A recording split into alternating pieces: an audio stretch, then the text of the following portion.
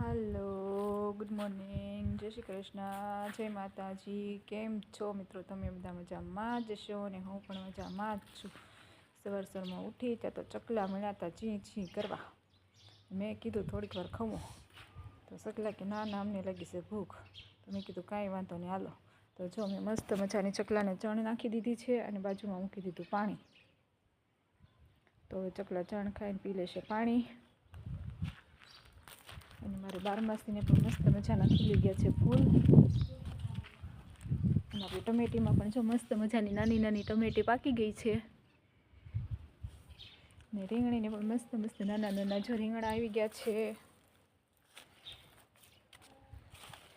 અને અમે વાવ્યા છે ચક્કરિયાને પણ ચક્કરિયા આવી ગયા છે. ને મારો આંબો પણ મસ્ત મજાનો થઈ ગયો છે.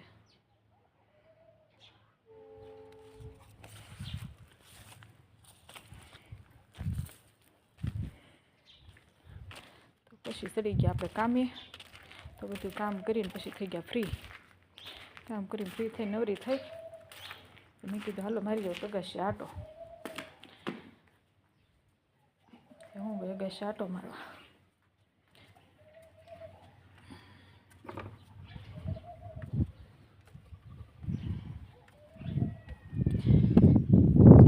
ઠંડો ઠંડો પવન આવી રહ્યો હતો.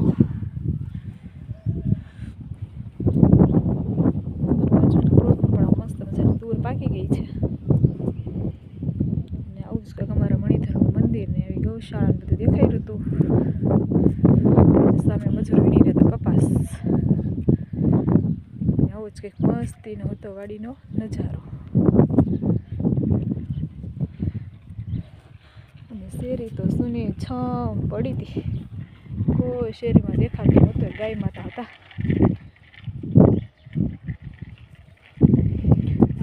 તો મારા ગામનો નજારો.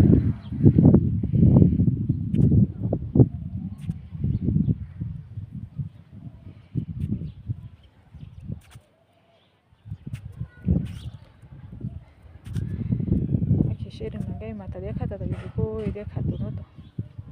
કારણ કે છોકરા બધા આવી ગયા છે સ્કૂલે અને બીજા બધા આવી ગયા છે પોતપોતાના ધંધે. કોઈ હતું નહીં. મારે જેવું નવરું હશે કોક.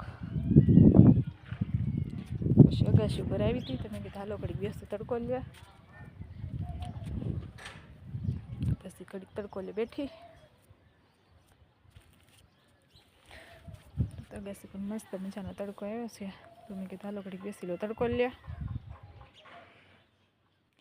નીચે આવી ત્યાં તો મને થોડીક પાછી લાગી ગઈ ભૂખ. તો મેં કીધું હાલો તે થોડુંક ખાઈ લો. તો આપણા કાઠિયાવાડમાં તો શાળો હોય એટલે ટોપરા પાક, ખજૂર પાકના પેંડા અને અડદિયાની તો બહાટી જ હોય. તો અમે બની નાખ્યું તો ટોપરા પાક. તો હું પાછી બે ગઈ ટોપરા પાકનું છાલ્યું લઈને ખાવા. થોડુંક ટોપરા પાક ખાઈ લો એટલે ત્યાં બપોર પાછા પડી જાય.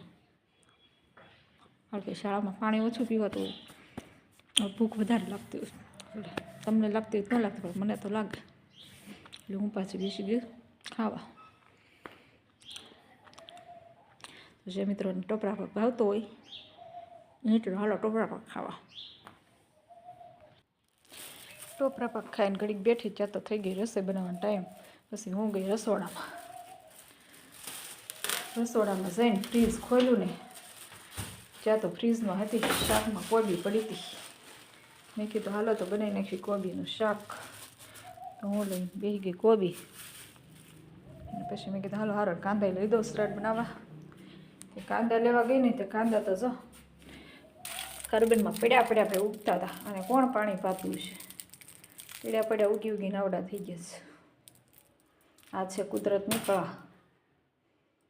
નહીં પાણી, નહીં ધૂળ, નહીં માટી, કોઈની જરૂર નહીં. જો એમને પડ્યામાં ઉગે છે.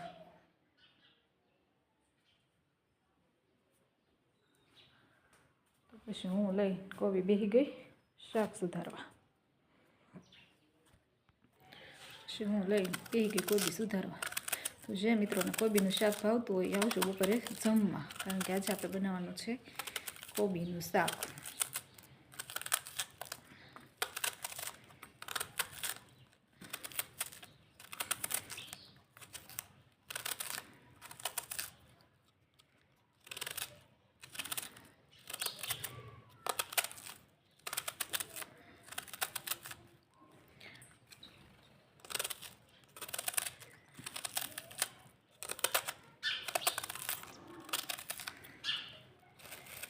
જો મસ્ત આવી જ કંઈક મસ્ત જો મિત્રો મેં સુધારી લીધી છે કોબી.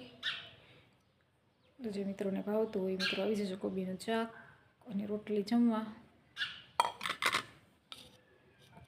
હાલો મિત્રો, તો જો આપણે મસ્ત મજાનું કોબીનું શાક વઘારી નાખ્યું છે. તો આ કદાચ આપણું શાક સળીને થઈ જશે તૈયાર અને પછી આપણે બાંધી નાખીશું રોટલીનો લોટ અને પછી બની નાખીશું રોટલી. જમીને સુઈ જઈશું. આના બ્લોગ જોવા માટે પ્લીઝ એને લાઈક કરજો, શેર કરજો અને સબસ્ક્રાઈબ કરજો. કાલે મળશું નવા બ્લોગમાં. ચાલો બાય બાય.